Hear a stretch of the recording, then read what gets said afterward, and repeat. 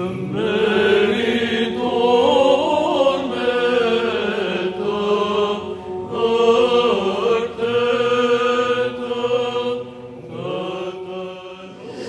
profesor, çfarë rëndësie ka zhvillimi i kësaj konference që flet për Bizantin në Shqipëri? Po, mendoj unë se këtë konferencë është një rast shumë i mirë për të dëftuar se Shqipëria bën pjesë e botës bizantine, ma thonë në Ballkanë, mendojme se vetëm Greqia, po kuptohet, po edhe Bullgaria, Serbia, edhe Rumania bën pjesë e botës bizantine, si e ka thënë Dimitri Obolenski, Commonwealth Byzantine, nuk di si e thonë Shqip Commonwealth, po është një bashkia kulturore, fetare dhe kulturore e popujve.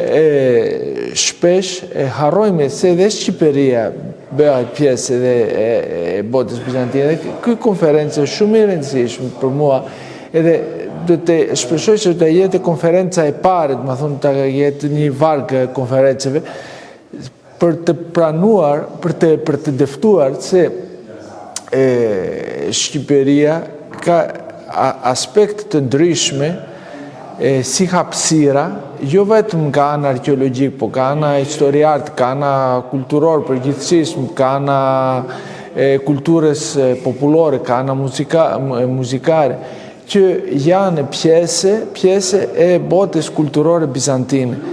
Për mua ka dy arsye, dy faktore që na bëjnë të harrojme se edhe Shqipëria, Arberia, ishte pjesë e botës bizantine. Faktori parë, arsye parë, është që gjuha arberishte, shqiptare thomi tani, po faktikisht ishte gjuha arberishte, ka qenë gjuha gojore, edhe nuk ka deri në shekullin 19 me disa përjashtime, po përgjithsisht deri në fund në shekullin 19 ka qenë kryesisht një gjuhë gojore, edhe nuk ka patur në Shqipëri faktikisht një tradita si ka qenë tradita cirilo-metodiane në Bullgari, në Maqedoninë e Veriut, në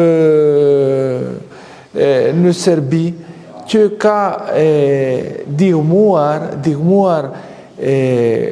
kulturën lokale, kulturën popull, kulturën kombetare me thonjza, të integrohet në kulturën bizantine. Në Shqipëri ka patur gjithmonë një lidhje me kulturën greko-bizantine, po nga ana gjuhësore ka patur një, më thonë, gjuha shqiptare, gjuha arberishte, ishte gjithmonë një gjuha gojore. E ky fakt nuk ndihmoi për të kuptuar Shqipërinë, Arbërinë si pjesë e botës bizantine.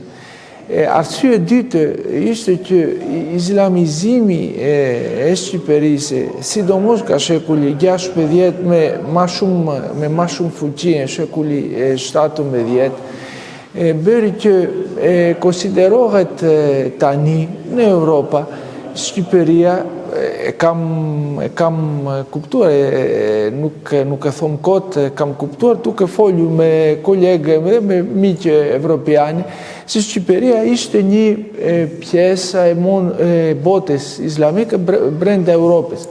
Po harrojmë se një pjesë e popullit shqiptare betën krishtere, ortodokse, po edhe katolike, sidomos në veri, edhe po me një gjerësi ma të madhe, gjurma e krishterimit ekzistojnë akoma edhe në fshatra, edhe në zonat ku kanë kaluar tek Islami. Për shembull, afër Tiranës kemi fshati Shëmëri, Shëmari, afër Mamurës, kam vajtur ndjerë, edhe kam botuar atë afreskët e kishës, ka renoja, ekzistojnë deri tani renoje një kishës me disa freske edhe banorët e fshatit nderojnë kishën, shkojnë edhe nxjerrin qiri, megjithatë janë muslimane, po përveç këtij ka një nderim të kaluarit krishtere e Katundit e fshatit. Po për të kthyer në konferenca, me ato konferencë dhe me konferencë që shpresoj se do ta vazhdojnë, ishte një rikujtim e kulturës, e pranisë e kulturës bizantine në Shqipëri. Çfarë ndikimi ka patur Bizanti në Shqipëri? Bizanti ka patur një ndikim me shumë nivel, me shumë mënyre. Një mënyrë ishte mënyrë fetare, kuptohet. Ma thonë edhe shqiptarët ortodokse dhe grekët ortodokse, si bulgarit, si rusit, të gjithë serbët, të gjithë populli ortodokse, të gjithë tani kemi shumë amerikani ortodokse, shumë afrikani ortodokse, tani kemi të njëjtë besim. Edhe ky besim u formua në perandorinë bizantine, me sinodit që, me koncilin, me sinodit që ndodhen në perandorinë bizantine, në Nikea, në Konstantinopolje, edhe kështu që kemi të njëjtë feje. Pastaj, me strukturën kishtare, Shqipëria deri në shekulli 8 ishte pjesa, deri në shekulli 7, ishte pjesa e Ilirikumi oriental, ishte pjesa e kishës së Rome, pastaj u bë pjesa e kishës së Konstantinopoljes, nga shekulli 11 me krijimi i kryepiskopatit së Ohrit, një pjesa e madhe Shqipërisë, pa gjithë Shqipërisë, një pjesa e madhe tokës shqiptare, u bë pjesa e kryepiskopatit së Ohrit, megjithatë një pjesë si Durrësi, si jug, vazhdonin të bënin pjesë e patrikanës bizantine. Kështu që liturgjia ortodokse ka patur një formë në të gjithë Shqipëri. Ka në tjetër kemi arkeologjia, kemi artë. Ma thonë, edhe kisha si janë në Greqi, si janë në Bullgari, me disa tipare vendit lokale, po me gjithatë tradita ishte e njëjta.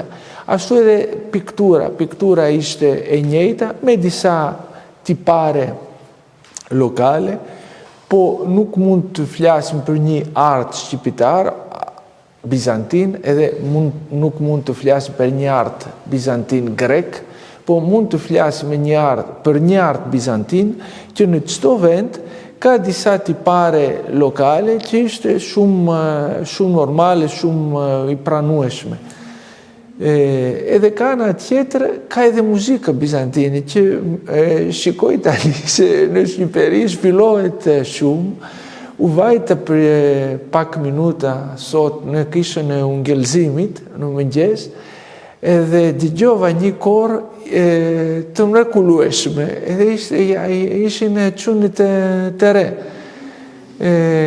Me që e njoh pak muzikën bizantine, edhe më bërë shumë kënaqësi se tradita bizantine tani ringjallet në Shqipëri dhe ngjuhen Shqip.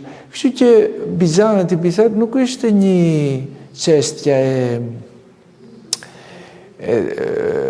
të kaluarit, po ishte një çështje, më thonë, ka një prani edhe sot. Kryesisht ndërmjet kishës ortodokse autokefale shqipërisë, po përgjithsisht mendoj unë se ka një kultura më të gjera, një ajër bizantin, që një njeri që ka ndjej, mund të ndihet në shpirtin e tij.